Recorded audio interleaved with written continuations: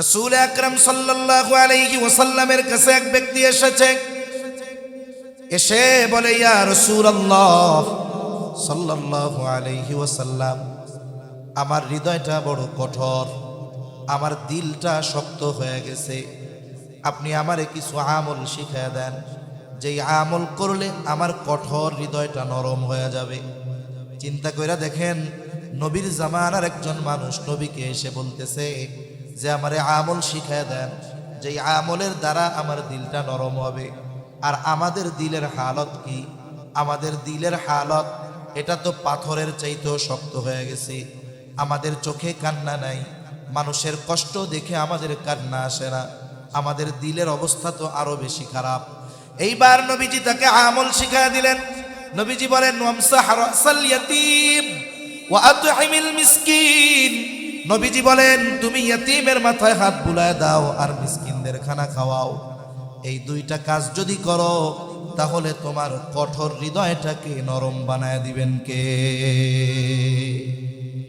কারণ যেই মানুষগুলোর হৃদয় কঠোর, এ মানুষগুলোরে কেউ ভালোবাসে। আল্লাহ তাআলা আমার আপনার নবীর দিলকে দয়া কইরা নরম বানায় দিয়েছিলেন। নবীর দিল নরম ছিল বিধায় একেবারে একজন প্রত্যন্ত অঞ্চলের মানুষ, গ্রাম্য একজন মানুষ, সেও নবীর কাছে এসে গায়ে হাত দিয়ে নবীর সাথে কথা বলতে পারত। একজন গ্রামের মানুষ আসছে, গ্রামের অনেক সহজ সরল মানুষ আছে, এনারা অত জেন্টালিটি বুঝে না, ওনারা অত শহরের মানুষের মতো আর্টিফিশিয়াল আচরণ বুঝে না, এনারা সহজ সরল। ওনাদের ওই সরলতাকে শহরের মানুষ অনেক সময় মূর্খতা বলে আর কি, কিন্তু বাস্তবে ওনারা সরল মানুষ। মানুষের সাথে আসে, আইসা বসে, হাত মিলায়, গায়ে হাত দিয়া জিজ্ঞাসা করে।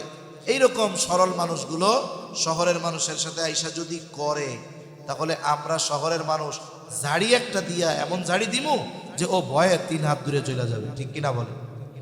কিন্তু নবীজির দিল নরম হওয়ার কারণে নবীজির কাছে এই ধরনের মানুষরা বেশি বেশি আসতো, নবীর কাছে আসতো। এখন ওই মানুষগুলো তো বোঝে না যে ইনি একজন নবী, এনার সাথে আচরণ কেমন হওয়া দরকার, না বোঝার কারণে এরা উল্টাপাল্টা করে ফেলে। আর আল্লাহ তাআলা নবীকে কি বলেন?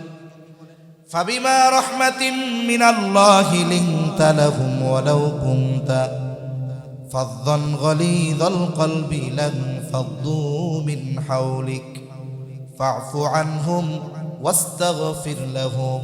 আল্লাহ তাআলা জানায় দেন, আপনার দিলটাকে তো আল্লাহ তাআলা দয়া কইরা নরম বানায় দিছে।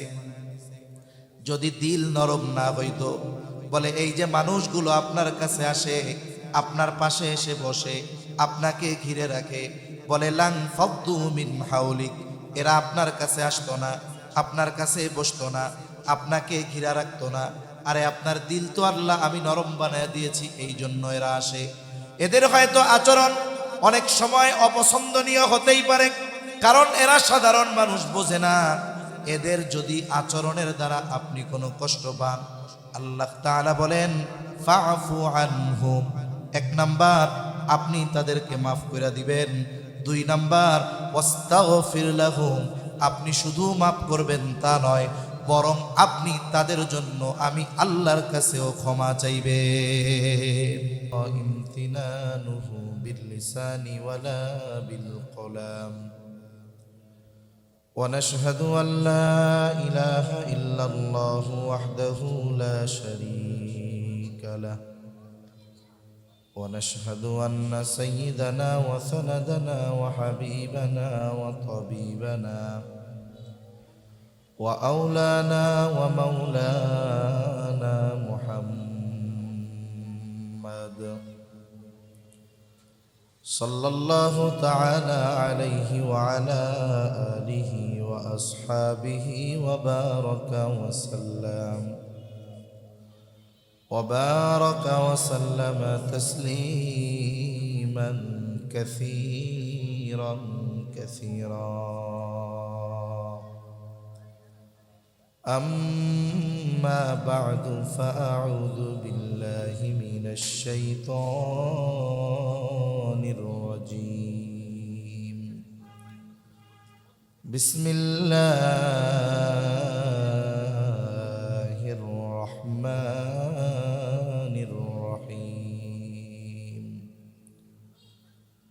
فأما الإنسان إذا ما ابتلاه ربه فأكرمه ونعمه فيقول ربي أكرمن وأما إذا ما ابتلاه فقدر عليه رزقه فيقول ربي أهانن كلا بل لا تكرمون اليتيم ولا تحاضون على طعام المسكين وتأكلون التراث أكلا لما وتحبون المال حبا جما صدق الله العلي العظيم. اللهم صل على محمد وعلى آل محمد كما صليت على إبراهيم وعلى آل إبراهيم إنك حميد مجيد. اللهم بارك على محمد وعلى آل محمد كما باركت على إبراهيم وعلى آل إبراهيم إنك حميد مجيد. আল্লাহর মহব্বতে আমরা একটু জিকির করি। আর যারা একটু মুরব্বী আছেন, মানে প্রাপ্তবয়স্ক, এনারা যদি একটু সামনে আসেন তাহলে সুন্দর হয়। কারণ ছোট বাচ্চা এরা সামনে আছে, উচিত তো যারা কথা বুঝে তারা একটু যদি কষ্ট করে সামনে আসেন, এক পাশে না বসে একটু সামনে আসেন। সামনাসামনি বসলে আমারও আপনাদের দেখতে সুবিধা হইল, আমারও আপনাদের দেখতে সুবিধা হইল। যদি কষ্ট না হয় একটু এই সামনের দিকে আসেন, আপনারা একটু একটু মেহরবানি করে আসেন জিকিরের সাথে সাথে। লা ইলাহা, ভাই মনিটরের আওয়াজটা বাড়া, এমনি আমার কষ্ট হয় কথা বলতে। লা ইলাহা ইল্লাল্লাহ লা ইলাহা ইল্লাল্লাহ লা ইলাহা ইল্লাল্লাহ লা ইলাহা ইল্লাল্লাহ মুহাম্মাদুর রাসূলুল্লাহ সাল্লাল্লাহু আলাইহি ওয়াসাল্লাম। আলহামদুলিল্লাহ, ঐতিহ্যবাহী ঢাকা জেলার অন্তর্গত মডেল কেরানীগঞ্জ থানাধীন জামিয়া আরাবিয়া মদিনাতুল উলুম খাড়াকান্দি মাদ্রাসা এর উদ্যোগে ৩২তম ৩ দিনব্যাপী বার্ষিক ওয়াজ ও দোয়া মাহফিল এবং ফারেগিন ছাত্রদের পাগড়ি ও পুরস্কার প্রদান অনুষ্ঠান। ৩ দিনব্যাপী এই বার্ষিক ওয়াজ ও দোয়া মাহফিলের দ্বিতীয় দিবসের সম্মানিত শ্রদ্ধেয় সভাপতি, প্রধান অতিথি, বিশেষ অতিথিবৃন্দ সহ সম্মানিত শ্রদ্ধেয় উলামায়ে কেরাম, সামনে উপস্থিত মুরব্বিয়ানে কেরাম, সমবয়সী যুবক বন্ধু, স্নেহের ছোট ভাই, মাইকের আওয়াজ যত দূরে যায় পর্দার অন্তরালে অবস্থানরতা সম্মানিতা শ্রদ্ধা মা ও বোন, আল্লাহ রাব্বুল আলামিনের দরবারে অগণিত শুকর যে মহান মালিক আমাদের হায়াতে বরকত দিয়ে সুস্থ রেখে শত ব্যস্ততাকে উপেক্ষা করে কিছু মানুষকে তার মহান হুকুম মাগরিবের নামাজ আদায়ের পর হাদিসের ভাষায় জান্নাতের বাগানে আসার বসার কিছু দিনই কথা মুযাকারা করার সুযোগ যে মহান মনিব দান করেছেন, সে মহান মনিবকে খুশি করার জন্য মহব্বতের সাথে আল্লাহ সুবহানাহু ওয়া তাআলা বিভিন্ন পদ্ধতিতে পরীক্ষা নেন। কিন্তু আমরা মানুষ, আমাদের মন মেজাজ মস্তিষ্কের মধ্যে এই বিষয়টা মোটামুটি গেঁথে গিয়েছে যে আল্লাহ তাআলা মনে হয় শুধু বিপদ আপদ বালা মুসিবত এগুলো দিয়েই মনে হয় শুধু পরীক্ষা নেন, কিন্তু বিষয়টা এমন নয়। বরং আল্লাহ সুবহানাহু ওয়া তাআলা অনেক সময় সুখ, স্বাচ্ছন্দ্য, সমৃদ্ধি, পদ পদবী, ক্ষমতা এগুলো দিয়েও আল্লাহ তাআলা পরীক্ষা নেন। কিন্তু আমাদের মেজাজ কি বলে? বিপদ আপদ, বালা মুসিবত এগুলা হইল পরীক্ষা, ধন দৌলত এগুলা হলো শুধু নিয়ামত, এগুলা কখনো পরীক্ষা হইতে পারে না। এই জন্য এক শ্রেণীর মানুষ সম্পদের মালিক হওয়া, সম্মানের মালিক হওয়া, টাকা পয়সা, পদ পদবীর মালিক হওয়াকে আল্লাহ তাআলার পছন্দের বান্দা হওয়ার ব্যাপারে মনে করে। তারা মনে করে আল্লাহ তাআলার পছন্দের বান্দা হলো তারা যাদের অনেক টাকা পয়সা আছে। আল্লাহ তাআলার পছন্দের বান্দা হলো তারা যাদের অনেক ক্ষমতা, প্রভাব, প্রতিপত্তি আছে। এজন্য অনেক মানুষ টাকা পয়সা, ধন দৌলতকে আল্লাহ তাআলার ভালোবাসার প্রতীক হিসাবে মনে করে। কিন্তু বলেন তো বাস্তবতা কি এরকম নাকি? এরকম না। আল্লাহ তাআলা এই পৃথিবীতে অনেককে অনেক সম্পদ দিয়েছেন। যেমন এই পৃথিবীর সবচাইতে বড় ধনী এখন যিনি, তার নাম হলো ইলন মাস্ক। অনেক টাকার মালিক। উনি কত টাকার মালিক? আমার মনে হয় ওনার চাইতে কারুন কম সম্পদের মালিক ছিল না। কারুন কত সম্পদের মালিক ছিল? বলে কারুনের গোডাউনের তালার চাবি, গোডাউনের তালার চাবি বহন করার জন্য একদল সুঠাম দেহী যুবকের প্রয়োজন হইত। এখন কারুনের গোডাউনের মধ্যে থাকতো কি? বলে আমাদের দেশের ব্যবসায়ীদের গোডাউনে কি থাকে? চাউল ডাউল, আটা ময়দা, এরকম কিছু।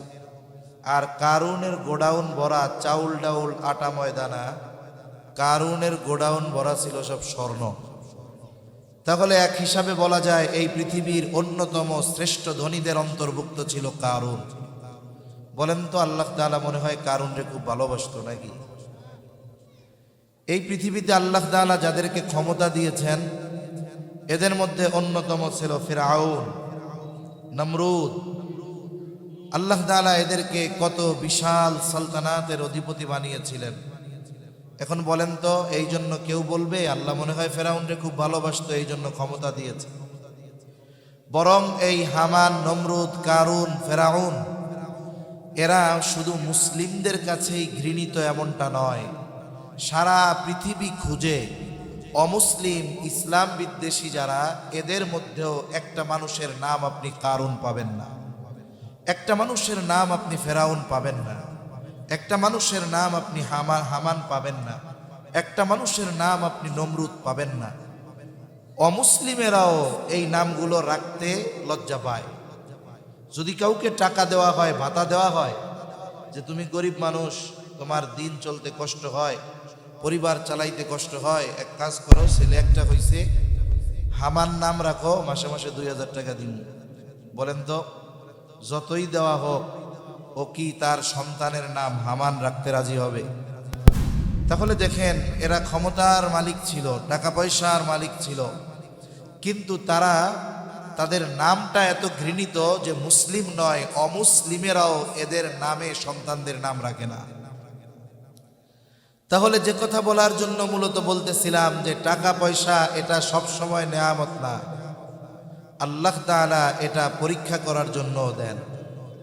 আল্লাহ তাআলা বালা মুসিবত, বিপদ আপদ যেমন পরীক্ষা করার জন্য দেন, আবার ধন দৌলত, টাকা পয়সা এটাকেও অনেক সময় পরীক্ষা করার জন্য দেন। কিন্তু আমরা মানুষ, আমরা টাকা পয়সা, ধন দৌলতের মালিক হলে মনে করি এটা নেয়ামত, ওটারে আর পরীক্ষা মনে করি না। আর বালা মুসিবতে পড়লে মনে করি যে আল্লাহ আমারে বিপদ দিয়ে শেষ করে দিতেছে, পরীক্ষা নিতেছে। এই টেন্ডেন্সি থেকে আমাদেরকে বের হয়ে আসতে হবে। আমি যে আয়াতগুলো আপনাদের খেদমতে তিলাওয়াত করেছি, এটা ওই সমস্ত মানুষের কথাই আল্লাহ তাআলা বলেন। মূলত যেই মানুষগুলো সম্পদ আল্লাহ তাআলা যখন পরীক্ষা দেওয়ার জন্য দেন, তাকে নেওয়ার জন্য দেন, সে এটাকে পরীক্ষা না মনে করে নিজেকে সম্পদের উপযুক্ত ভাবে এবং মনে করে আল্লাহ তাআলা তাকে মনে হয় এটা নেয়ামত দিয়েছে। আল্লাহ তাআলা সেই কথাই বলেন। আল্লাহ তাআলা বলেন فأما الإنسان إذا ما ابتلاه ربه فأكرمه ونعمه আল্লাহ তাআলা বলেন, তিনি যখন মানুষের পরীক্ষা নেওয়ার জন্য ফাআকরামাহু ওয়া নাআমাহ, তাকে সম্মানিত করেন, তাকে নেয়ামত দেন, তখন এই মানুষগুলো বলতে থাকে ফায়াকুলু রব্বি আকরামান, যে আমার রব আমাকে সম্মানিত করেছে। সে মনে করে সম্মানিত করেছে, অথচ আল্লাহ তাআলা বলে আমি পরীক্ষা নেওয়ার জন্য এগুলো দিলাম। ওই সমস্ত মানুষেরা এই সম্পদ সম্মান পাওয়ার দ্বারা মনে করে আল্লাহ তাআলার কাছে তারা গ্রহণযোগ্য ব্যক্তি, আল্লাহ মনে হয় তাদেরকে খুব ভালোবাসে। এরপর পর আয়াতে আল্লাহ তাআলা বলেন, ওয়া আম্মা ইযা মাবতালাহু ফাকাদারা আলাইহি রিজকা, আল্লাহ তাআলা যখন তাদের পরীক্ষাটা একটু অন্যভাবে নেন, রিজিকের মধ্যে সংকীর্ণতা দেন। সম্পদ দিয়েছিলেন, আল্লাহ সম্পদ কেড়ে নেন। সম্মান দিয়েছিলেন, আল্লাহ তাআলা সম্মান কেড়ে নেন। যখন এই সবের মধ্যে সংকীর্ণতা দিয়ে আল্লাহ তাআলা পরীক্ষা নেন, তখন এই মানুষগুলো বলে ফায়াকুলু রব্বি আহানান, আমার রব আমাকে অপমানিত করেছে। তাফসীরের মধ্যে এসেছে সে মূলত বলতে চায় যে আমি সম্মান সম্পদের উপযুক্ত ছিলাম, কিন্তু আমার মালিক আমাকে এগুলো না দিয়ে অপমানিত করেছে। তাহলে প্রথম অবস্থায় পরীক্ষা করার জন্য যখন সম্পদ সম্মান আল্লাহ তাআলা দেন, ও মনে করে আমি এটা নিজ যোগ্যতায় পেয়েছি। আবার যখন এগুলো কেড়ে নিয়ে তাকে পরীক্ষা নেওয়া হয়, ও মনে করে আমি সম্পদ সম্মানের উপযুক্ত ছিলাম, কিন্তু আল্লাহ আমার এইগুলো দেয় নাই। নাউজুবিল্লাহ। সে বলতে চায় আমি উপযুক্ত, আমাকে দেয় নাই। আমাদের সমাজে অনেক মানুষ আছে, উদাহরণ বোঝার জন্য বলতেছি আর কি। একটা মানুষ নির্বাচন করবে, নির্বাচনের আগে থেকেই তার ফিল্ড ভালো, জনগণ সম্পৃক্ততা ভালো, সব কিছু তার ঠিকঠাক। সে চিন্তা করতেছে আমি আমার নিকটতম প্রতিদ্বন্দ্বী যে হবে, কমপক্ষে তার দ্বিগুণ ভোট পেয়ে আমি নির্বাচিত হব, সে মোটামুটি নিশ্চিত। কিন্তু দেখা গেল নির্বাচনে সে জয়ী হতে পারল না। এবার নির্বাচন পরবর্তীকালীন নেতা কর্মী এলাকাবাসীকে নিয়ে সে একটা মিটিং করতেছে। সমাবেশের মধ্যে বক্তব্য দিতে গিয়ে বলতেছে, হায় রে, হইয়াই গেছিলাম কিন্তু আল্লাহ আমার হইতে দিল না। এরকম বলার লোক আছে না নাই? তার মানে সে নিজেকে উপযুক্ত মনে করে, কিন্তু আবার জয়ী না হওয়ার জন্য দোষ দেয় কাকে? আল্লাহ তাআলাকে। এই ধরনের কিছু মানুষ আছে। এরা বলতে চায় আমরা সম্পদ সম্মানের উপযুক্ত, কিন্তু আল্লাহ তাআলা আমাদেরকে এগুলো দেন নাই। আল্লাহ রাব্বুল আলামিনের ব্যাপারে তারা যখন এই কথা বলে, অথচ বিষয়টা এমন ছিল না, বরং আল্লাহ তাআলার ব্যাপারে এই মানুষগুলো মিথ্যা আরোপ করে।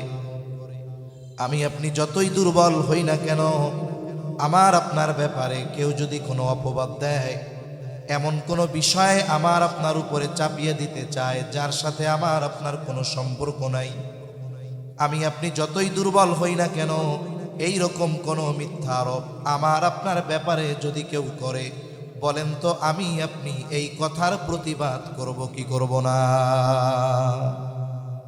করবেন তো সবাই নাকি? আমরা প্রতিবাদ করব যে দেখো আমরা এই বিষয়ের সাথে জড়িত নই, বরং তোমার এই অধপতনের কারণ হলো এইটা এইটা এইটা। এখন যেই মানুষগুলো বলে আমি সম্পদের উপযুক্ত ছিলাম, সম্মানের উপযুক্ত ছিলাম, কিন্তু আল্লাহ তাআলা আমাকে দেয় নাই, মূলত এই মানুষগুলো আল্লাহ তাআলার ব্যাপারে মিথ্যা আরোপ করে। এই জন্য আল্লাহ সুবহানাহু ওয়া তাআলা তাদের এই কথার প্রতিবাদ করে বলেন কাল্লা। তারা কি বলে? তারা বলে আমরা সম্পদ সম্মানের উপযুক্ত ছিলাম, দেয় নাই কে? আর আল্লাহ তাআলা বলেন কাল্লা, কখনোই এমনটা নয়। তোমরা উপযুক্ত ছিলা, আমি দেই নাই, এমনটা নয়। প্রথমে আল্লাহ তাআলা তার ব্যাপারে করা মিথ্যারোপ এর প্রতিবাদ করলেন। এরপরে তাদের ওই রিজিক সংকীর্ণতা কেন আসলো এর কারণগুলো আল্লাহ তাআলা বর্ণনা করেন। আমি যে আয়াতগুলো আপনাদের খেদমতে তিলাওয়াত করেছি, আমার যেটা বলা মূল উদ্দেশ্য যে রিজক সংকীর্ণতার কারণ আল্লাহ তাআলা মানুষকে পরীক্ষা করার জন্য জীবন উপকরণের মধ্যে রিজিকের মধ্যে সংকীর্ণতা কেন দেন, এর কিছু কারণ আল্লাহ তাআলা এই জায়গায় বর্ণনা করেছেন। এখন আমরা এখান থেকে কি শিখব? মূলত আমরা যদি চাই আমাদের রিজিক প্রশস্ত হোক, আমরা যদি চাই আমাদের রিজিক বরকতময় হোক, আমরা যদি চাই আমাদের রিজিকের মধ্যে সংকীর্ণতা না আসুক, তাহলে আমাকে এই কথাগুলো একটু খেয়াল দিয়ে শুনতে হবে। আশা করা যায় যে এর দ্বারা শুধু আমি আখিরাতের ফায়দা অর্জন করতে পারবো তা না, দুনিয়ারও কিছু লাভ ইনশাআল্লাহ হবে। কারণ আমরা তো নগদ চাই। আমাদের কথা হলো নগদ যা পাও হাত পেতে নাও, বাকির খাতা শূন্য থাক। মনিটরের আওয়াজটা একটু বাড়াইতে পারবেন? এতবার বলতে আমার লজ্জা লাগে, একবারে বাড়াই দিলে হয়ে যায়।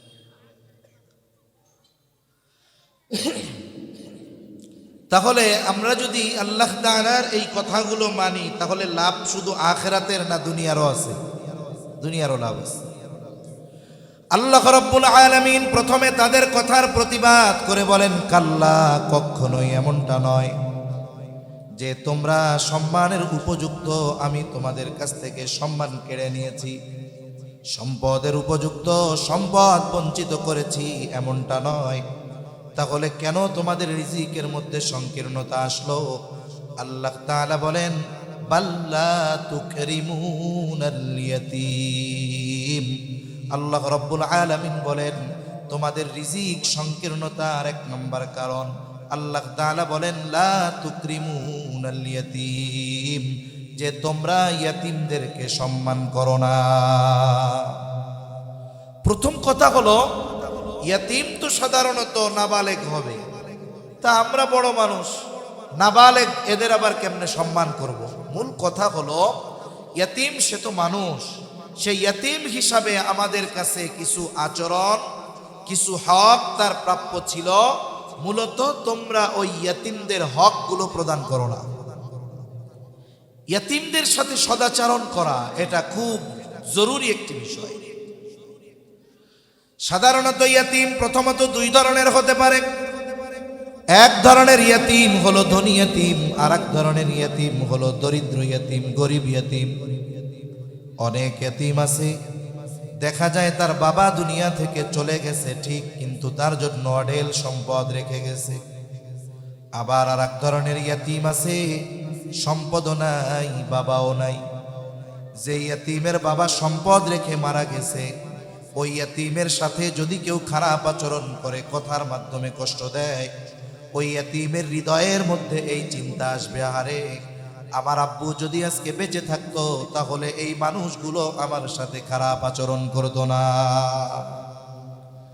আবার যে ইয়াতীম দরিদ্র, তার উপরে যদি কেউ খারাপ আচরণ করে, তার সাথে যদি কেউ অন্যায় আচরণ করে, তাহলে তার দিলের মধ্যে চিন্তা আসবে, আরে আজকে যদি আমার বাবা থাকতো, অথবা আমার বাবা আমার জন্য অনেক সম্পদ রেখে যাইতো, তাহলে হয়তো মানুষগুলো আমার সাথে খারাপ আচরণ করতো না। এই জন্য সর্বপ্রথম ইয়াতীমের সাথে করণীয় বিষয় হলো, ইয়াতীম ধনী হোক আর দরিদ্র হোক, সকল ধরনের ইয়াতীমের সাথে ভালো আচরণ করার দরকার আছে না নাই? ইয়াতীমদের সাথে ভালো আচরণ করতে হবে, কথার মাধ্যমে, অন্যান্য আচরণের মাধ্যমে। রাসূল আকরাম সাল্লাল্লাহু আলাইহি ওয়াসাল্লামের কাছে এক ব্যক্তি এসেছে, এসে বলে, ইয়া রাসূলুল্লাহ সাল্লাল্লাহু আলাইহি ওয়াসাল্লাম, আমার হৃদয়টা বড় কঠোর, আমার দিলটা শক্ত হয়ে গেছে, আপনি আমারে কিছু আমল শিখিয়ে দেন, যেই আমল করলে আমার কঠোর হৃদয়টা নরম হয়ে যাবে। চিন্তা কইরা দেখেন, নবীর জামানার একজন মানুষ নবীকে এসে বলতেছে যে আমারে আমল শিখিয়ে দেন, যেই আমলের দ্বারা আমার দিলটা নরম হবে। আর আমাদের দিলের হালত কি? আমাদের দিলের হালত এটা তো পাথরের চাইতেও শক্ত হয়ে গেছে।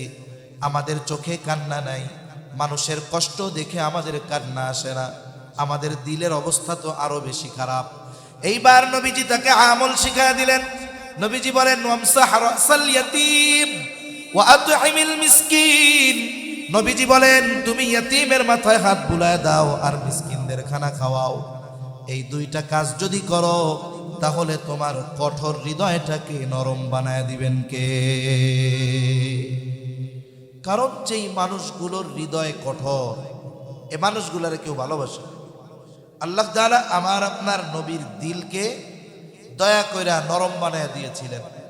নবীর দিল নরম ছিল বিদায় একেবারে একজন প্রত্যন্ত অঞ্চলের মানুষ, গ্রাম্য একজন মানুষ, সেও নবীর কাছে এসে গায়ে হাত দিয়ে নবীর সাথে কথা বলতে পারত। একজন গ্রামের মানুষ আসছে, গ্রামের অনেক সহজ সরল মানুষ আছে, এনারা অত জেন্টালিটি বোঝে না, ওনারা অত শহরের মানুষের মতো আর্টিফিশিয়াল আচরণ বুঝে না, এনারা সহজ সরল। ওনাদের ওই সরলতাকে শহরের মানুষ অনেক সময় মূর্খতা বলে আর কি, কিন্তু বাস্তবে ওনারা সরল মানুষ। মানুষের সাথে আসে, আইসা বসে, হাত মিলায়, গায়ে হাত দিয়ে জিজ্ঞাসা করে। এইরকম সরল মানুষগুলো শহরের মানুষের সাথে আইসা যদি করে, তাহলে আমরা শহরের মানুষ ঝাড়ি একটা দিয়া এমন ঝাড়ি দিমু যে ও ভয়ে 3 হাত দূরে চলে যাবে, ঠিক কিনা বলে?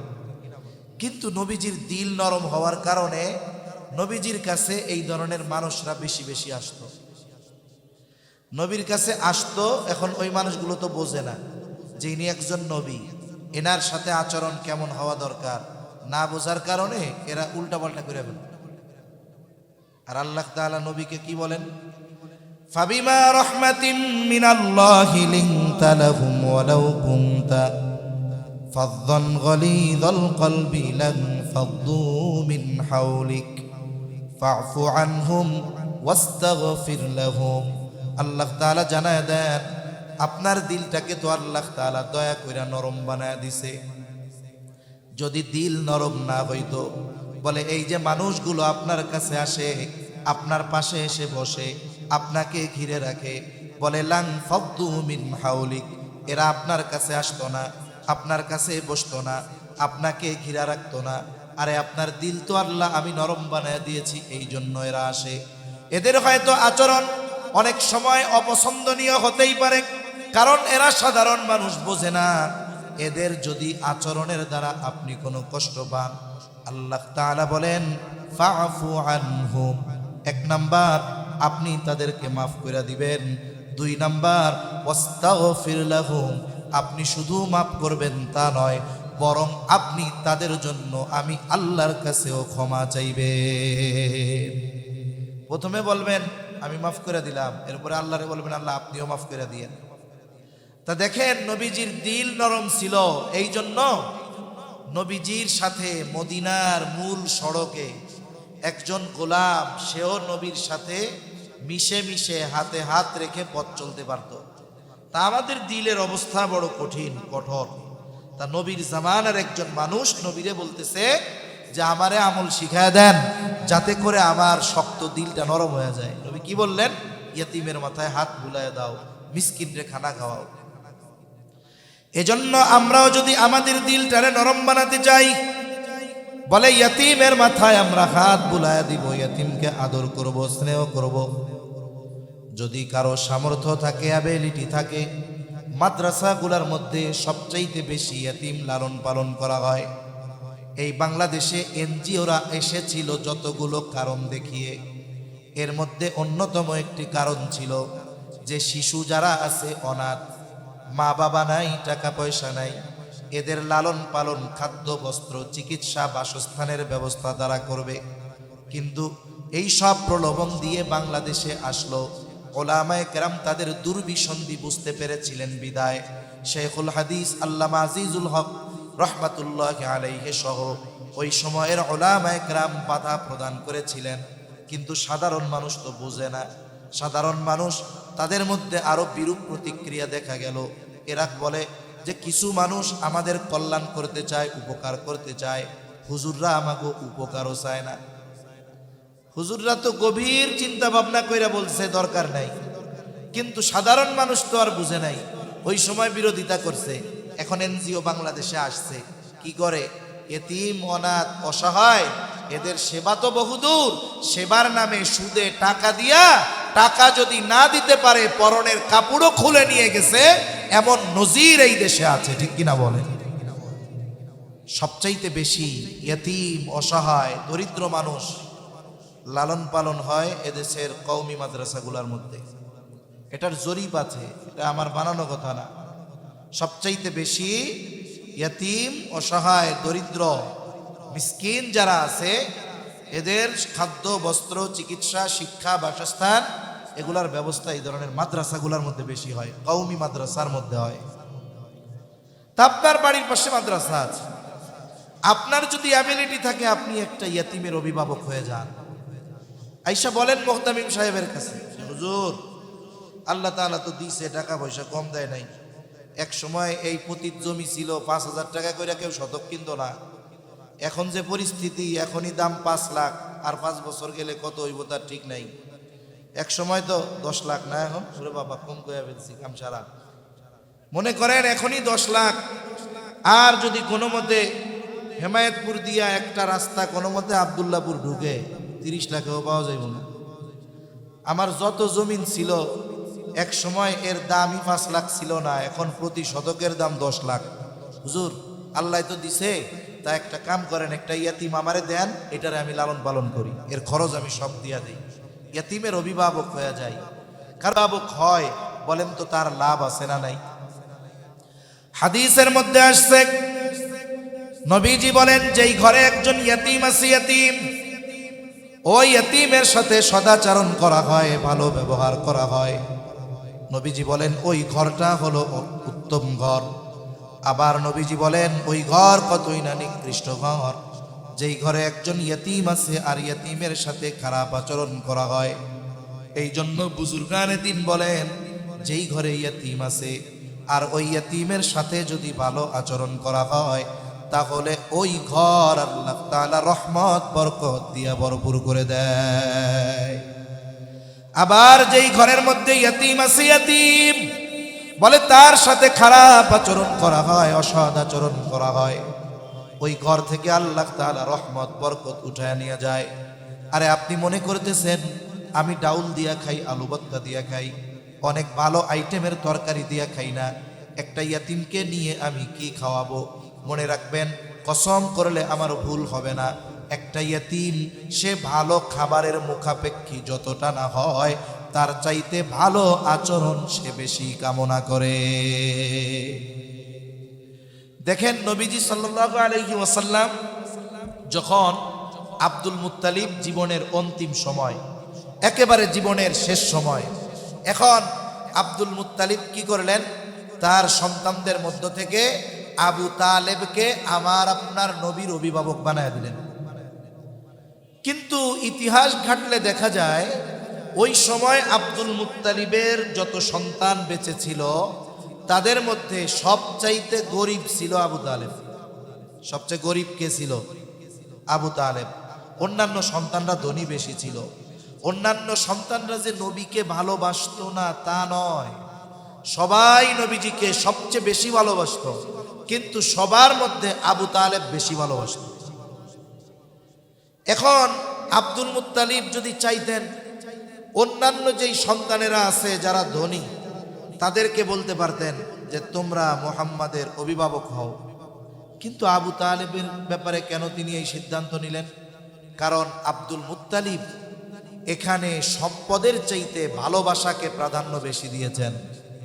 আব্দুল মুত্তালিব চিন্তা করেছেন আমার সব সন্তানেরা আমার মুহাম্মাদকে ভালোবাসে, তবে বেশি ভালোবাসে আবু তালেব, অন্যান্যদের সম্পদ বেশি আছে, আবু তালেবের নবীর প্রতি ভালোবাসা বেশি আছে। সম্পদের দিকে নজর না দিয়ে আবু তালেবের মুহাব্বতের দিকে নজর দিয়ে আব্দুল মুত্তালিব আমার আপনার নবীকে আবু তালেবের হাতে তুলে দিয়েছেন, তুমি এর এখন থেকে এর অভিভাবক। এজন্য একটা ইয়তীম যখন কারো কাছে থাকে সে ভালো খাওয়ার চাইতে ভালো ব্যবহারে আশাবাদী বেশি হয়, ঠিক কিনা বলেন? এখন আপনি যদি একজন ইয়তীমের অভিভাবক হন, লাভটা কোথায়? বলে নবীজি সাল্লাল্লাহু আলাইহি ওয়াসাল্লাম বলেন, আনা ওয়া কাফিলুল ইয়তীম কাহাতাইনি ফিল জান্নাহ। নবীজি বলেন, আমি আর ইয়তীমের অভিভাবক জান্নাতের মধ্যে পাশাপাশি অবস্থান করব। এই কথা বলে নবীজি এই দুইটা আঙ্গুল ইশারা দিয়ে দেখা দিলেন। তার মানে এই দুইটা আঙ্গুল যেমন পাশাপাশি অবস্থানরত, নবীজি বলেন আমি আর ইয়তীমের অভিভাবক অনুরূপভাবে জান্নাতে পাশাপাশি অবস্থান করব। যাদের সুযোগ আছে এই সুযোগ মিস করা ঠিক হবে না। হযরত আনাস রাদিয়াল্লাহু তাআলা আনহু থেকে বর্ণিত হাদিস, রাসূল আকরাম সাল্লাল্লাহু আলাইহি ওয়াসাল্লামের কাছে একজন গ্রাম্য সাহাবী আসছে। গ্রামের মানুষ তো বুঝে না, নবীজি আর একজনের সাথে কথা বলতেছে।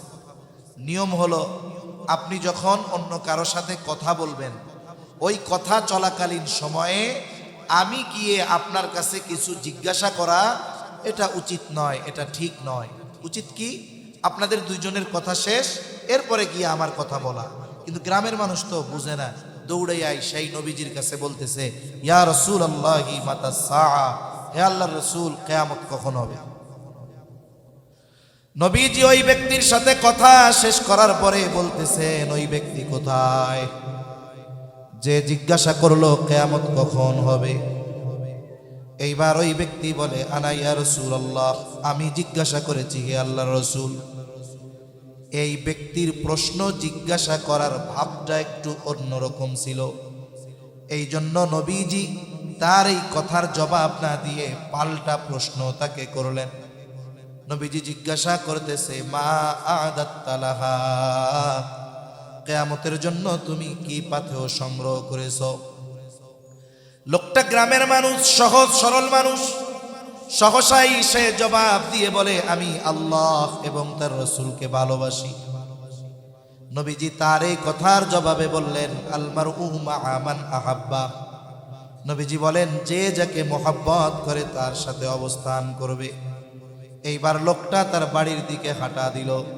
হযরত আনাস রাদিয়াল্লাহু তাআলা আনহু বলেন, নবীজির মুখে এই কথা শ্রবণ করবার পর যে যে যাকে মোহাব্বত করে তার সাথে অবস্থান করবে, এই কথা শুনে আমরা এতটা খুশি হয়েছি যে ইসলাম গ্রহণের পরে আর কোনো কথায় আমরা এতটা খুশি হই না।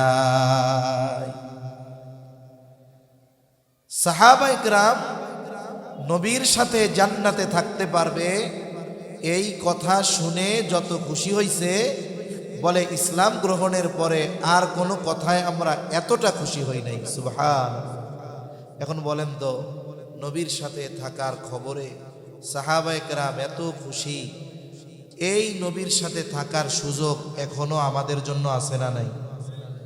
আছে, কিন্তু কাজটা ঠিক মতো করলে হবে। শাইখুল ইসলাম আল্লামা শাহ আহমদ শফি রহমাতুল্লাহি আলাইহি গল্প শোনায় একটা আপনাদের। হযরত একবার কক্সবাজার সফরে যাবেন, টেকনাফ একেবারে শেষে, ওই 2013 সালের দিকে। তখন পুরা কক্সবাজারের উলামায়ে কেরাম ব্যাপক আয়োজন, শাইখুল ইসলামের আগমন হবে, বিশাল আয়োজন হচ্ছে। এখন বড় একজন ব্যবসায়ী, আবার টেকনাফের মানুষ হইলেই যে খালি ইয়াবা ব্যবসায়ী হয় তা না, সবাই ইয়াবা বদির মতো ইয়াবা বেচে টাকা পয়সার মালিক হয় তা না।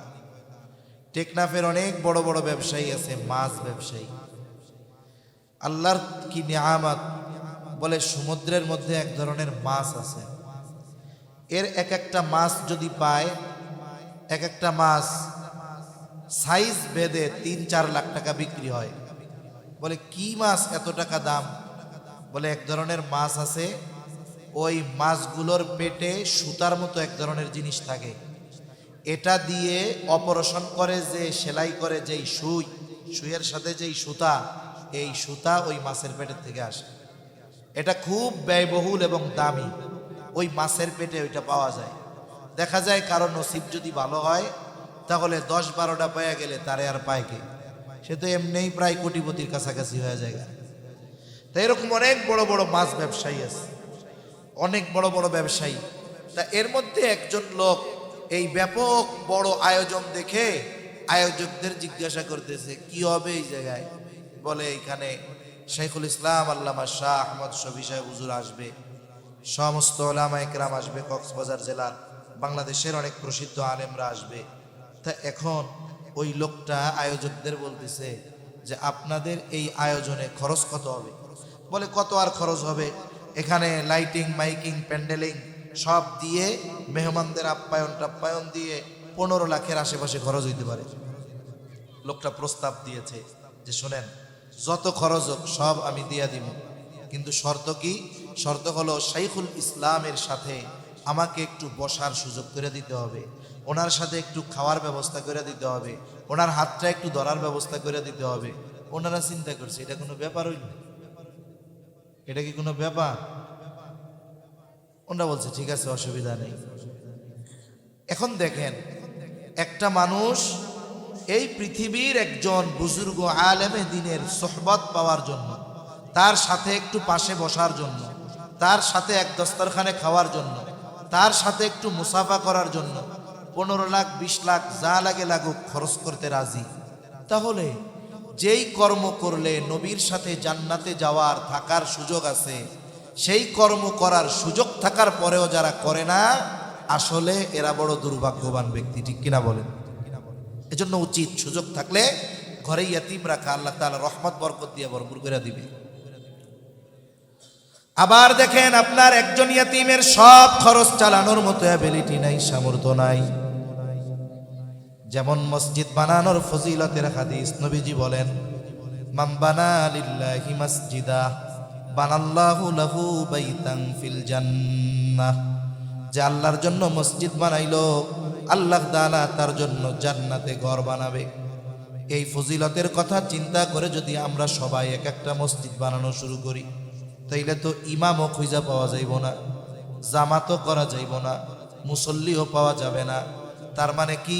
বুজুর্গানে দিন বলেন, মসজিদ বানানোর কাজে যে অংশগ্রহণ করবে, 10 টাকা দিয়া হোক, 10,000 টাকা দিয়া হোক, 10টা ইট দিয়া হোক, 1000 ইট দিয়া হোক, বলে যেই আল্লাহর জন্য মসজিদ বানানোর কাজে অংশগ্রহণ করবে, তার জন্যই আল্লাহ তাআলা জান্নাতে ঘর বানাবে। এখন ইয়াতিমের অভিভাবক হইলে ফজিলত, এখন এই ফজিলত অর্জন করার মতো অ্যাবিলিটি আপনার নাই। এখন চুরি কইরা টাকা আইনা ইয়াতিমরে রাইখা ওই ফজিলত অর্জন করা যাবে না। এখন আপনার সামর্থ্য কি আছে? আপনি মুহতামিম সাহেবের কাছে এসে বলেন, হুজুর, ইয়াতিমরে লালন পালন করলে, অভিভাবক হইলে এত ফজিলত, কিন্তু একজনের খরচ চালানোর মতো টাকা তো আমার নাই। তাহলে এক কাম করেন, একটা ইয়াতিম এর 1 বছরে যত জামা লাগে, লুঙ্গি লাগে, এটা আমি দিয়া দিব, অথবা তার সাবান পানি তেল যা লাগে এগুলো আমি দিয়া দিব। একটা অংশের অভিভাবকত্বের দায়িত্ব যদিও গ্রহণ করা যায়, আশা করা যায় এই কারণেও নবীর সাথে জান্নাতে থাকা যাবে ইনশাআল্লাহ। তাহলে ইয়াতিমের সাথে সদাচরণ করা, বলে ইয়াতিমের অভিভাবকত্ব যদি গ্রহণ করার মতো সুযোগ থাকে, ইয়াতিমের অভিভাবকত্ব গ্রহণ করা, সাথে সাথে এই ব্যাপারে সর্বোচ্চ সতর্ক থাকা যে ইয়াতিমের সম্পদ যেন ভোগ না করা হয়ে যায়। কারণ এই সমাজে অনেক মানুষ আছে, ভাতিজার সম্পদ, ভাগ্নার সম্পদ, ইয়াতিম বাচ্চা, তার বাবা সম্পদ রেখে মারা গেছে, সে জানেও না কোথায়। দেখা যায় অনেক চাচা আছে, ভাতিজাকে ঠগায়া সম্পদ নিজে বাগায়া নেয়, আছে না নাই? সাধারণভাবে অন্যায়ভাবে কারো সম্পদ ভক্ষণ করা, এটা তো জঘন্য অপরাধ। মনে করেন বিশেষ করে জমি জাতি নিয়ে হয় ঢাকা শহর বা তার আশেপাশে, চিন্তা করে কোনো মধ্যে যদি 1 বিঘত ঠেলা দিতে পারি, ওইদিকে এইভাবে 10 শতক লম্বা 1 বিঘত ঠেলা দিছে, 1 শতক তেমনি বাইরে চলে আইব। 1 শতক আইলেই তো 15 লাখ, আর কি লাগে? এটা দিয়ে বাউন্ডারির টাকা হয়ে যাবে। আছে না এরকম আল্লাহর বান্দা? আইল ঠেলা, জমি ঠেলা লোক আছে না নাই? এগুলো বাদ দিতে হবে। কারণ নবীজি বলেন, কেউ যদি অন্যায়ভাবে কারো 1 বিঘত জমিন দখল দেয়, আল্লাহ তাআলা কিয়ামতের দিন তার গলায় 7 তবক জমিন পেঁচায়া দিবে। মানুষরা দেখা বুঝবে এই লোকটা ওই দলের লোক ছিল আর কি। এজন্য দুনিয়াতে একটু কম খাওয়া ভালো, আখেরাতে ধরা না খাইয়া। আপনি আমি যদি দুনিয়া একটু ছাড় দেই, আশা করা যায় আল্লাহ তাআলা এই কারণে আখেরাতে আমাকে অনেক বড় বড় বিষয় থেকে ছাড় দিবে ইনশাআল্লাহ। এজন্য সাধারণভাবে অন্যের সম্পদ অন্যায়ভাবে ভোগ করা নিষেধ। এইখানে ইয়তীমের সম্পদটা আরো জঘন্য হিসাবে আল্লাহ তাআলা অভিহিত করেছেন। আল্লাহ তাআলা ইয়তীমের সম্পদকে আগুনের সাথে তুলনা করেছেন। এই জন্য আল্লাহ তাআলা বলেন, ইন্নাল্লাযীনা ইয়াকুলুনা আমওয়ালাল ইয়াতামা যুলমান ইন্নামা ইয়াকুলুনা ফী বুতুনিহিম নারা। আল্লাহ রাব্বুল আলামিন বলেন, নিশ্চয়ই যারা অন্যায়ভাবে ইয়তীমের সম্পদ ভক্ষণ করে, ইন্নামা ইয়াকুলুনা ফী বুতুনিহিম নারা, আল্লাহ তাআলা বলেন কেমন যেন তারা আগুন দ্বারা তাদের পেট ভরপুর করে। বলেন তো আগুনের অবস্থান জান্নাত নাকি জাহান্নাম? আল্লাহ তাআলা এই জন্য বলেন ওয়াসায়াসলাউনা সাঈরা, আগুন দ্বারা যে তার পেট ভরপুর করলো তার ঠিকানা তো জান্নাত হতে পারে না, অচিরেই তার আবাসস্থল হবে জাহান্নাম।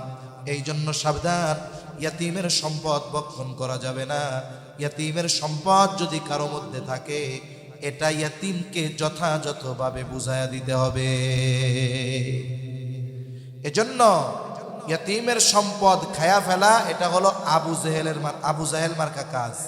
আবু জাহেলের বদ অভ্যাসগুলোর মধ্যে একটা বদ অভ্যাস ছিল, যখন কোনো সম্পদশালী ব্যক্তি মরণাপন্ন অবস্থায় চলে যেত, ওই ব্যক্তির যদি অন্যান্য কোনো লোক না থাকতো, আর যদি তার এমন কোনো বাচ্চা থাকতো যেটা নাবালক, এই ধরনের লোকের কাছে গিয়ে আবু জেহেল বলতো, ভাইরে তুমি তো মনে হয় আর বেশি দিন বাঁচবা না, তুমি যদি মইরা যাও তোমার বাচ্চার কি হবে, তোমার সম্পদের কি হবে? মানুষ তোমার সম্পদ খেয়ে ফেলবে, তোমার বাচ্চা লাঠি উষ্টা খাবে, তোমার বাচ্চা সম্পদ বঞ্চিত হবে, তার জীবন কষ্টকর হয়ে যাবে।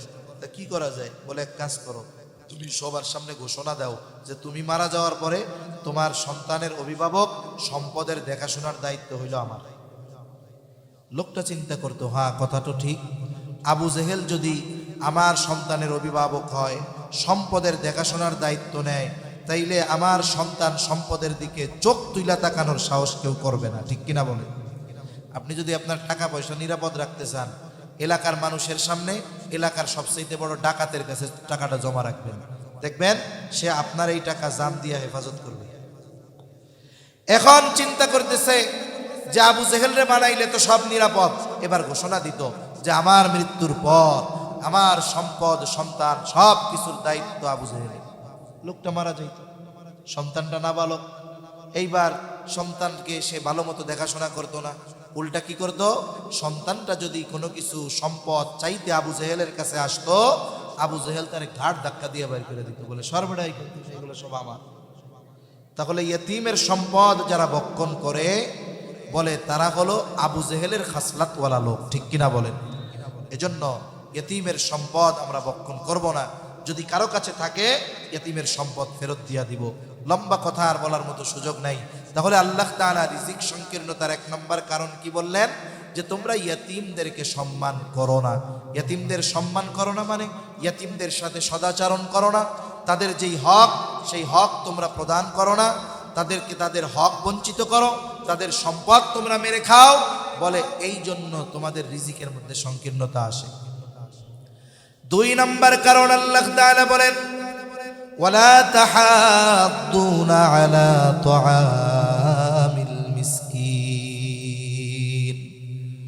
আল্লাহ তাআলা বলেন তোমরা পরস্পরকে মিসকিনদের খানা প্রদানে উৎসাহ দাও না। এইখানে আল্লাহ তাআলা দ্বিতীয় বিষয়কে উল্লেখ করেছেন, তার মানে মূল কথাটা হলো তোমরা নিজেরা মিসকিনদের খানা তো দাওই না, বরং একে অপরকে খানা প্রদানে উৎসাহ দাও না। দ্বিতীয় বিষয় উল্লেখ করার দ্বারা প্রথম বিষয় এর মধ্যে এমনিতেই পাওয়া যায়। এখন বলেন, যেই লোক আরেকজনকে মিসকিনদের খানা প্রদানে উৎসাহ দেয় না, তার মানে বোঝা যায় ও নিজেও মিসকিনদের খাওয়ায় না। এজন্য আল্লাহ তাআলা বলেন তোমরা পরস্পরকে মিসকিনদের খানা প্রদানে উৎসাহ দাও না। এই যে মিসকিন অসহায় নিঃস্ব যারা আছে, এদের খানা খাওয়ানো অনেক ফজিলত। আরে হাদিসের মধ্যে এসেছে যে সাধারণভাবে যদি কাউকে খানা খাওয়ানো হয় এটাও সওয়াবের কাজ। নবীজির কাছে এক ব্যক্তি এসেছেন, এসে জিজ্ঞেস করে আইয়ুল ইসলামি খাইর, ইসলামের মধ্যে সর্বোত্তম আমল কোনটা? নবীজি ছিলেন উম্মতের রুহানি ডাক্তার। একই প্রশ্নের জবাব ব্যক্তির ভিন্নতায় জবাবের ভিন্নতা থাকতো। নবীজি এই ব্যক্তির এই প্রশ্নের জবাবে বললেন তুতঈমুত তাআম ওয়া তাকরাউস সালাম আলা মান আরাফতা ওয়া মান লাম তারিফ। নবীজি বলেন তুমি মানুষকে খানা খাওয়াও আর পরিচিত অপরিচিত সবাইকে বেশি বেশি সালাম দাও। নবীজি খানা খাওয়ানোর কথা বলতে গিয়ে এখানে কোনো স্তর বিন্যাস করেন নাই। নবীজি বলেন নাই মিসকিনকে খাওয়াও, দরিদ্রকে খাওয়াও। এর দ্বারা বোঝা যায় যদি কোনো গরিব মানুষ আল্লাহ তাআলার সন্তুষ্টির জন্য কোনো কোটিপতিকেও খানা খাওয়ায়, বলেন তো এই খানা খাওয়ানোর কারণে সওয়াব আছে না নাই? একটু চিন্তা করেন, একটা মানুষ তার খাবারের প্রয়োজন নাই, ধনী টাকা পয়সাওয়ালা, তাকে যদি আল্লাহর জন্য খাওয়ানো হয় সেখানে যদি সওয়াব থাকে, তাহলে যে মিসকিন বলেন তো তার খাবারের প্রয়োজন আছে না নাই? এখন যদি মিসকিনকে খানা খাওয়ানো হয় বলে কমপক্ষে 3 গুণ সওয়াব হবে। 1 নাম্বার খানা খাওয়ানোর সওয়াব, 2 নাম্বার এই খানা তার প্রয়োজন ছিল, তার প্রয়োজন মেটানোর সওয়াবও পাওয়া যাবে। আবার হাদিসের মধ্যে আসছে নবীজি বলেন যদি এক মুমিন অপর মুমিনের কোনো প্রয়োজন মিটায় দেয়, নবীজি সাল্লাল্লাহু আলাইহি ওয়াসাল্লাম বলেন আল্লাহ তাআলা দুনিয়া আখিরাতে তার প্রয়োজন মিটায় দেয়। সুবহানাল্লাহ। আবার খানা খাওয়ানো এটা আলাদা ফজিলতের কাজ। তাহলে মিসকিনকে খানা খাওয়াইলে কমপক্ষে 2 গুণ সওয়াব। বলে 1 নাম্বার খানা খাওয়ানোর সওয়াব, 2 নাম্বার বলে তার প্রয়োজন মেটানোর সওয়াব। আবার এই মিসকিন যদি কারো প্রতিবেশী হয়, প্রতিবেশী, তাহলে এই জায়গায় সওয়াবটা আরো বেশি, দায়িত্বটাও বেশি। কারণ নবীজি সাল্লাল্লাহু আলাইহি ওয়াসাল্লাম বলেন ওই ব্যক্তি মুমিন নয় কে? বলে যে নিজে পেট পুরে খায় আর তার পাশে তার প্রতিবেশী অভুক্ত থাকে। এজন্য ওই মিসকিন যদি প্রতিবেশী হয় তাহলে এখানে খানা খাওয়ানো ঈমান সম্পৃক্ত বিষয়। এজন্য নবীজি সাল্লাল্লাহু আলাইহি ওয়াসাল্লাম প্রতিবেশীর খোঁজ খবর রাখতে বলতেন। নবীজি বলেন আরে তোমরা তরকারির মধ্যে একটু পানি বাড়ায় দাও, ঝোল বাড়ায় দাও। কেন? বলে যাতে তোমরা তোমাদের প্রতিবেশীর খোঁজ খবর নিতে পারো। প্রতিবেশীর হকের ব্যাপারে আমাদের সতর্ক থাকা দরকার।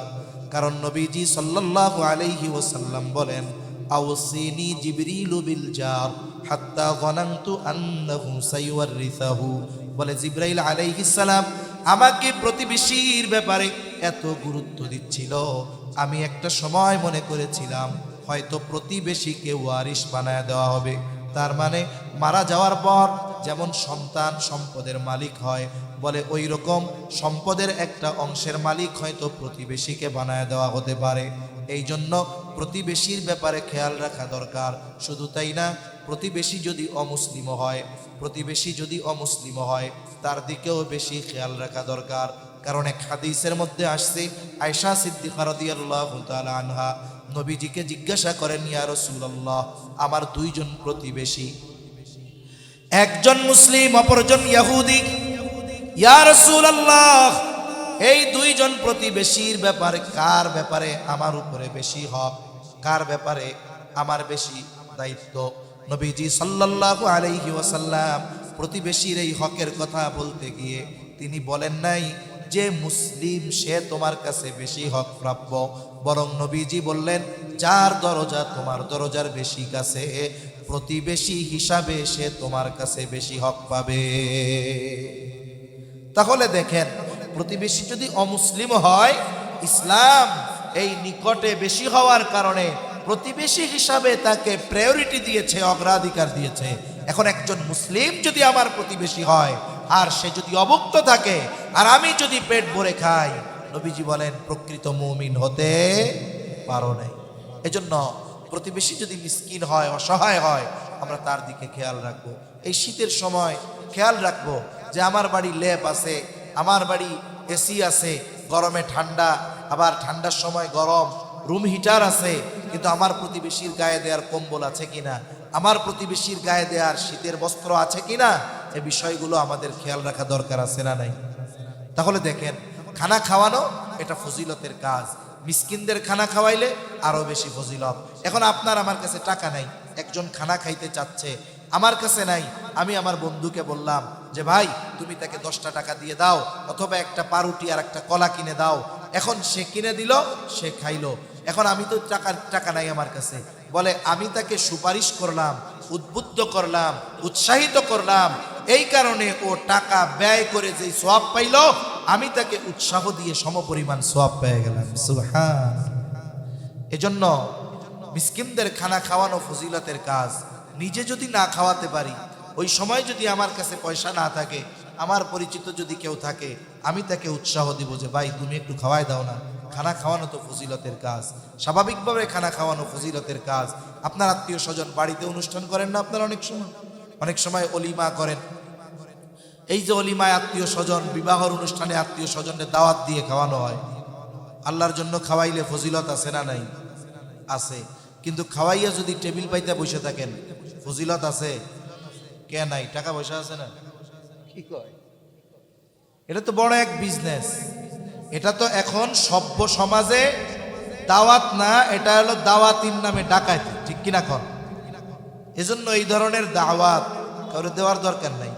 আপনি যদি আসলেই আত্মীয়তার জন্য, আল্লাহর জন্য খাওয়াতে চান, সাহাবা ইকরামের ওই গুণ অর্জন করতে হবে। তাদের গুণ কি? তারা খাওয়াইতো কার জন্য? জোরে বলেন না, কার জন্য? ইন্নামা নুতঈমুকুম লিওয়াজহিল্লাহি লা নুরিদু মিনকুম জাযাআও ওয়ালা শুকুরা। তারা বলে ইন্নামা নুতঈমুকুম লিওয়াজহিল্লাহ, আমরা তোমাদেরকে আল্লাহর জন্য খানা খাওয়াইছি যেহেতু আল্লাহ তাআলার জন্য। লা নুরিদু মিনকুম জাযাআ, আমরা তোমাদের কাছে কোনো বিনিময় চাই না, প্রতিদান চাই না। ওয়ালা শুকুরা, আরে খানা খাওয়ানোর কারণে আমাকে ধন্যবাদ দেওয়ারও দরকার নাই, কৃতজ্ঞতা প্রকাশ করারও দরকার নাই। বরং খানা খাওয়াইছি আল্লাহ তাআলার জন্য। এই খানা খাওয়ানোর প্রতিদান যিনি দিবেন তিনি কে? এজন্য দাওয়াত যখন দিব, যদি হিম্মত থাকে বইলা দিব, কার্ডে লেখা দিব, নো গিফট গ্রান্টেড। কোন উপহার সামগ্রী আনবেন না, টেবিল পাতবো না, আল্লাহর জন্য খাওয়াবো। তাহলে হয়তো কিছু ফজিলত পাওয়া যাইতে পারে, আর নাহলে টাকা হবে, বাস্তবিক সওয়াব হবে না। অনেকে কয় হুজুর টাকা হইলে বহুত কিছু কামান যাইব, ব্যবসা করে কামাইলাম, কিছু মাদ্রাসায় দিয়া দিলাম, ব্যবসাও হইল, সওয়াব হইল। কি বলেন? এ কাজ করা যাবে না। খাওয়াবো কার জন্য? আল্লাহ তাআলার জন্য। আবার অনেকের বদঅভ্যাস আছে। বদঅভ্যাস কি? বলে খানা খাওয়াইয়া খোটা দেয়। মনে করেন প্রতিবেশী দরিদ্র মানুষ, এখন একদিন সুন্দর মতো এমনি দাওয়াত দিয়া পেট ভইরা খাওয়াইছে। 3 দিন পরে ওরে একটা কাজের জন্য ডাকছে যে আমার এই কামটা কইরা দে। এখন ও বলে না আমি করতে পারবো না, আমি ব্যস্ত আছি। এখন কি কয়? 3 দিন আগে খাওয়াইলাম বেডা, এখনো ডেকুর উঠলে আমার তরকারির গন্ধ বের হইব, আর এই কামটা করলাম, কইলাম কইরা দিলি না। বুঝলা গেছস? এই যে খাওয়াইয়া খোটা দেওয়া, এটার অভ্যাসটা কেমন? বলে কুকুরের একটা বদ অভ্যাস আছে। কুকুর পেট ভরে খাওয়ার পরে যখন এটারে হজম করতে পারে না, ওইটা উগরে ফেলে দেয়, বমি করে। এই বমি আবার রাইখা উনি চলে যায় না, আশেপাশে ঘুরঘুর করে একটু পরে ওই বমি আবার সাইটা খায়। বলে যারা মানুষকে উপকার করে খোটা দেয়, এদের অভ্যাস ওইটার মতো। এজন্য আমরা অনেক সময় আমাদের প্রতিবেশী এদের কাছে কিছু খাওয়ায়া উপকার করে তার থেকে আবার ফায়দা নেওয়ার আশা করি। এই ধরনের কাজ করাও ঠিক নয়। তাহলে বিষয়টা হলো, 2টা বিষয় গেল। বলে 1 নাম্বার, ইয়াতিমদেরকে সম্মান করো না, অর্থাৎ ইয়াতিমদের সাথে সদাচরণ করো না, তাদের হক আদায় করো না, উল্টা তাদের সম্পদ আরো মেরা খাও। 2 নাম্বার বলে তোমরা নিজেরা মিসকিনদের খাওয়াও না, অপরকেও উৎসাহ প্রদান করো না। 3 নাম্বার বলে ওয়াতাকুলুনাত তুরাসা আকলাল লাম্মা, ওয়ারিসি সম্পদ সব একা খাওয়ার ধান্দা করো। কত মানুষ আছে বোনদের হক মাইরা খায়, আছে না নাই? ফুফুদেরটা মাইরা খায়, আত্মীয় স্বজনেরটা মেরে খায়। মনে করেন একজন লোক, তার একটা ছেলে দুইটা মেয়ে, ছেলেটা বড়, মেয়ে দুইটারে বিবাহ দিয়ে দিয়েছে, বাবা বিবাহ দিয়ে বিয়ে দিচ্ছে, তারা শ্বশুর বাড়ি চলে গেছে। এইবার বাবা মারা গেল। বাবা মারা যাওয়ার পর দায়িত্ব কি? বলে প্রথম তার দাফন কাফনের ব্যবস্থা করা, যদি কোনো ঋণ থাকে ঋণ পরিশোধ করা। বলে এরপরে যদি কোনো ওসিয়ত কইরা যায়, ওসিয়তটা যদি তার সমুদয় সম্পদের সর্বোচ্চ 3/1 বা তার কম হয়, ওসিয়ত পূরণ করা। এরপরে কি কাজ? বলে এরপরে বাকি যে সম্পদ থাকবে, যে যতটুকু হকদার ওয়ারিসদের মধ্যে যথাযথভাবে বন্টন করে দেওয়া।